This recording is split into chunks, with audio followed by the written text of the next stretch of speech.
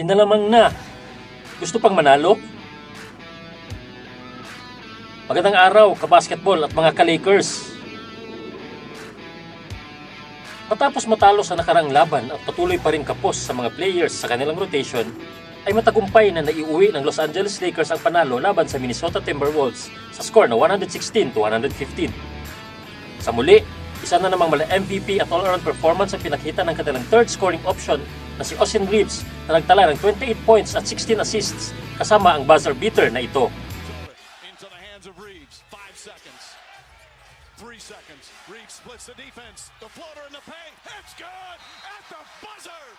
Austin Reeves. Nagpakita din sa wakas ng kumpiyansa ang kanilang bench player na si Dalton Knecht sa kanyang 15 points at ang di matawarang statement game ng kanilang bagwang player na si Jake LaRavia sa kanyang 27 big points.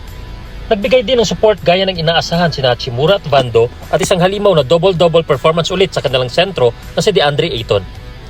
Di naging sapat ang 33 points si Julius Randle at 30 points ni McDaniels upang tulungan ang Timberwolves na masungkit ang panalo. Sa nasaksihan nating laro kanina, makikita nating malaki ang naitutulong ng pagbalik ng kumpiyansa sa kanilang mga laro sa opensa at depensa ng mga players ng Lakers kahit pakulang ang kanilang rotation dahil sa pagkawala ng kanilang mga superstars at key players. Sa tingin ninyo mga kabasketball at mga ka-Lakers, magtutuloy-tuloy na ba ang panalong ito ng Lakers? Ano pa ang kailangan gawin nilang adjustments on and off the court para mapanatili ang kumpiyansang ito? I-comment nyo lang po sa baba ang inyong opinion at huwag kalimutang mag-follow sa aking page. Maraming salamat po.